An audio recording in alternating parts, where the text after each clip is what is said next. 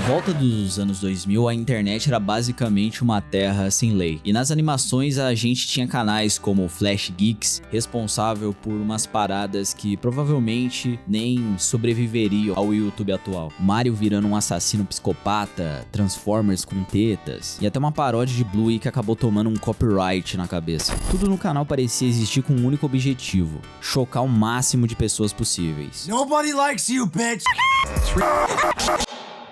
E normalmente esse tipo de humor acaba sendo forçado ou envelhece mal pra caramba, mas por algum motivo com eles foi diferente. O Flash Geeks conseguiu transformar esse humor completamente degenerado em uma das animações independentes mais populares do YouTube, e com grande influência num universo sci-fi gigantesco de guerra espacial. Então, como que um canal com esse tipo de humor pesadão sobreviveu tanto tempo na internet?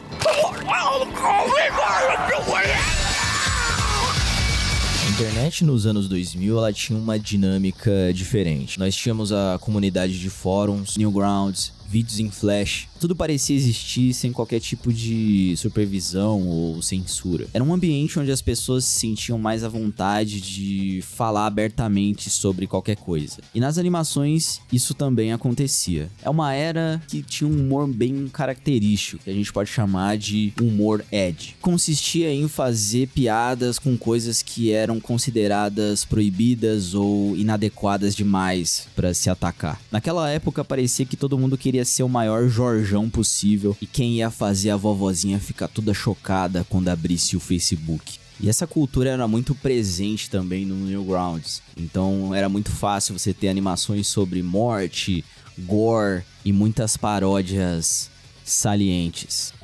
E foi no meio dessa desgraça toda que surgiram Tom Witchlife e Don Gregor, dois animadores que se conheceram no Newgrounds, mergulhados nesse humor edgy da internet antiga, e decidiram transformar aquilo num canal próprio. Hey look, I'm Tom.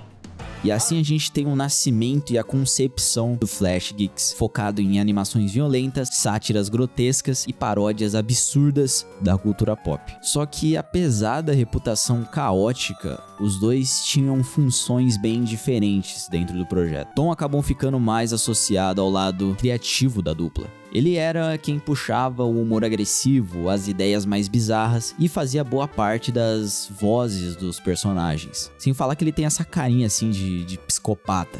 Enquanto isso, Dom era o cara que fazia toda aquela insanidade parecer profissional e bonita visualmente. Porque por mais imbecil que aquelas animações fossem, a qualidade técnica era absurda pra internet naquela época. E isso acabou virando uma das maiores forças do canal e o que manteve ele por tanto tempo. Logo no começo, o Flash Geeks fazia principalmente paródias de jogos, animes e franquias famosas da internet. Mas desde os primeiros vídeos já existia muito essa influência do Warhammer 40k. Warhammer é uma franquia gigantesca de ficção científica que começou como um jogo de miniaturas de mesa, os famosos Tabletop Games. Mas com o tempo, acabou virando um universo absurdo, cheio de livros, HQs, jogos e uma lore tão grande que faz os larpeiros de cruzada ejacularem pelas paredes. Inclusive, a própria identidade do Flash Geeks nasceu disso. O nome do canal é quase que uma referência direta a uma facção existente dentro da lore de Warhammer, também chamada de Flash Geeks, conhecida por ser barulhenta, exagerada e completamente caótica. Flash Geeks é um canal que começou já muito bem, porém, logo eles teriam seu primeiro sucesso que furaria bolhas. Uma das paródias mais polêmicas do mundo do Mario. Se você já tá há muito tempo aqui no YouTube, provavelmente você já viu essa porra. O vídeo começa como uma corrida normal de Mario Kart, mas em poucos segundos ele vira um completo massacre de personagens carismáticos da minha infância. Tô lembrando aqui da minha infância. O Mario atropela geral, ele age como um psicopata completo e o humor vai ficando cada vez mais pesado conforme o vídeo continua. He takes racing too seriously. He takes everything too seriously. Direito até uma N-word aqui pra gente entender bem como que era o humor daquela época. Luigi!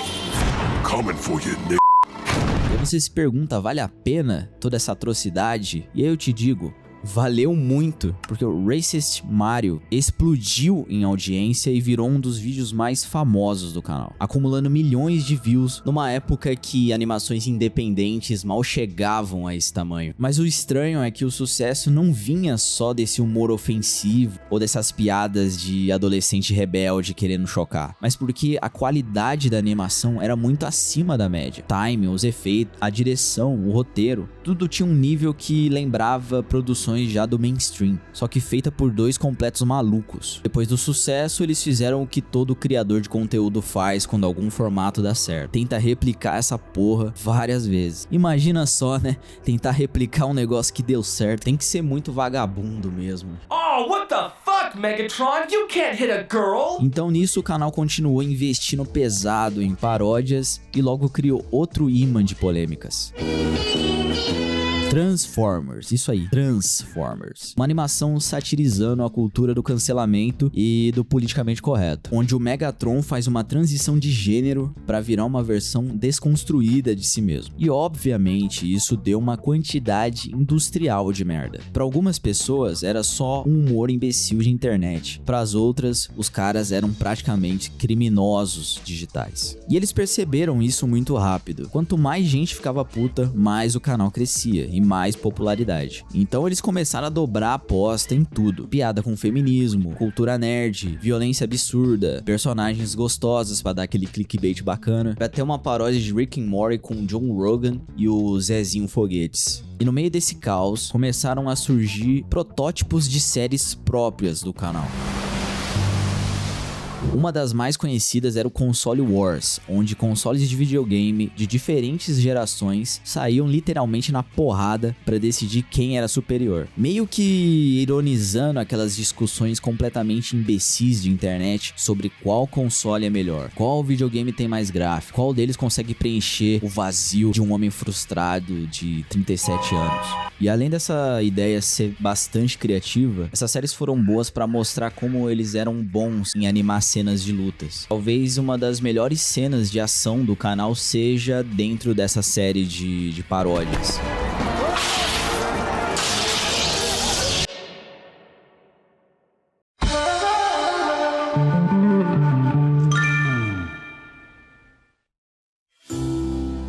I think I love you, Bubblegum.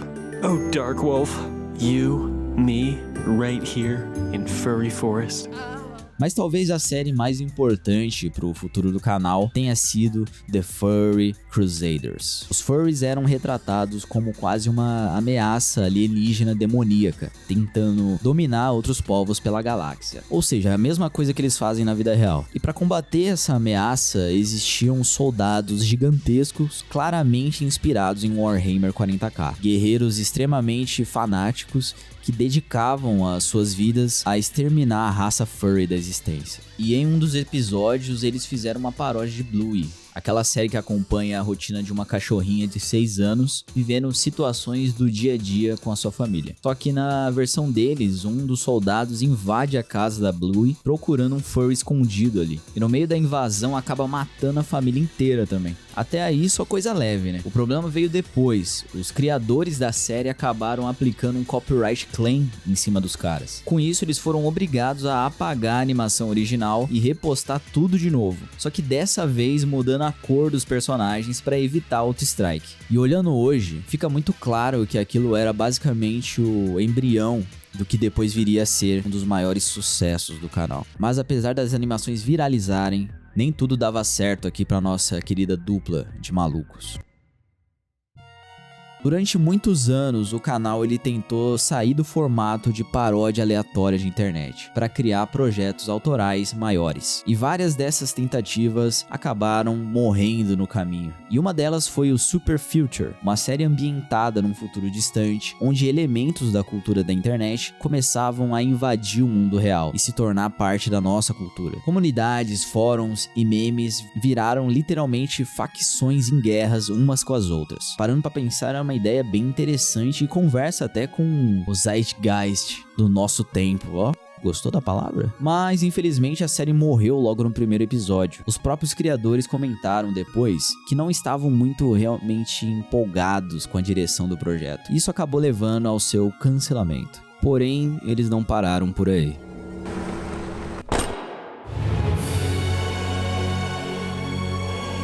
Motor Knight. Ali já dava pra perceber o quanto o Tom e o Dom realmente estavam apaixonados pela ideia. A série misturava fantasia medieval com ficção científica, algo muito próximo dos gostos pessoais dos dois. A história acompanhava um cavaleiro e seu escriba, que acabavam se unindo a um carro esportivo senciente. Basicamente uma versão medieval de A Super Máquina, com um dos melhores temas de abertura que eu já vi. E o legal é que essa ideia ela não veio do nada. A dinâmica dos personagens é baseada na história que o Dom tem com o seu carro. No vídeo de anúncio ele conta como o carro dele foi muito importante em momentos em que ele estava se sentindo meio mal ali, enfrentando problemas da adolescência. This car's shitty, cracked interior was a sanctuary to me when I was in college and I'd get stressed out. E dessa vez os dois estavam determinados a fazer esse projeto dar certo. O canal chegou até fechar parceria com a Rooster Teeth, produtora famosa por séries de internet como Red vs Blue, uma das machinimas mais conhecidas da comunidade do Halo. A ideia era usar essa parceria para financiar o Motor Knight numa escala muito maior do que o Flash Geeks ia conseguir produzir sozinho. Só que novamente tudo foi pro caralho. The show is dead!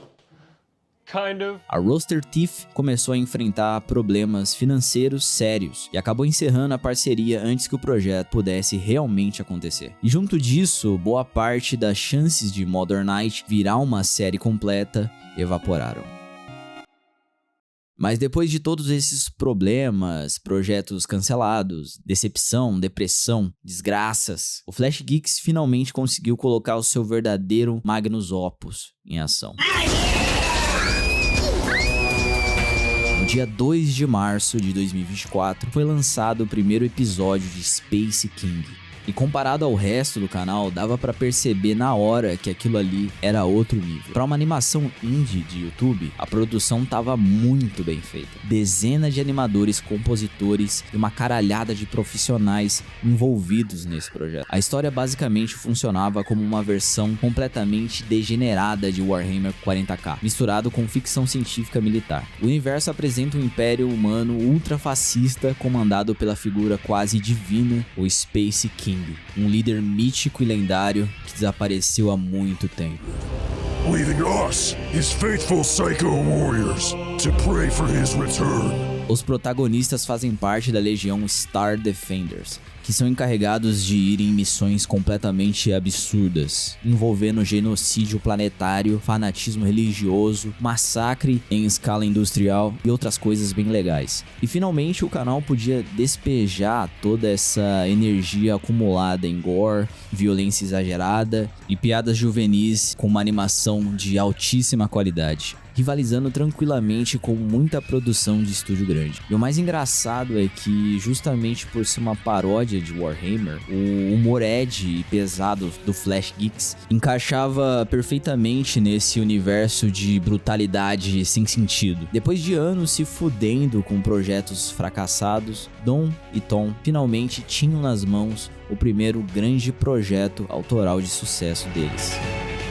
O piloto passou de 15 milhões de views. Mesmo zoando a lore e um pouco da comunidade do Warhammer, eles abraçaram a série pra caramba. E de quebra, isso ainda serviu pra apresentar esse universo pra uma galera que nunca tinha encostado no jogo antes. Eu mesmo fiquei interessado em saber mais sobre o jogo, ver sobre a lore. Eu já vi algumas gameplays jogadas ali pelo Twitter e parece ser um bagulho muito foda. E diferente de vários outros projetos do canal que morreram no meio do caminho, o Space King continua firme e forte. Atualmente a série ela já tem 4 episódios, com um episódio 5 em produção, além de vários conteúdos extras e promocionais feitos para divulgar os produtos licenciados do canal. Até porque vender bonequinho realmente dá grana pra cacete. Eu tenho que começar a fazer isso. E com toda certeza, Flash Geeks não é um tipo de humor feito pra qualquer pessoa. Se você for um chudzão resenheiro da internet, provavelmente provavelmente isso aqui não é nenhum problema pra você. Mas se você for uma pessoa um pouco mais progressista, talvez tudo soe só problemático pra caramba. E beleza, eu entendo completamente quem acha isso. Tem muita gente que usa o humor negro só como desculpa pra falar o que realmente ele tá pensando, sem ter nenhuma consequência. Só que ao mesmo tempo eu também acho que a gente precisa levar algumas coisas um pouco menos a sério, às vezes. A gente já vive numa realidade completamente fodida. Guerra, crise, político querendo que pobre trabalhe eternamente, stories da Virgínia, de tudo que tá destruindo a nossa sociedade e deixando a nossa vida mais bosta. Eu sinceramente duvido que o maior problema sejam animações feitas por dois caras que só querem rir de coisa idiota. Então dá uma relaxada, beleza? E é bom você dar uma economizada nessa energia, porque amanhã às 6 horas você já vai estar pegando o ônibus de novo.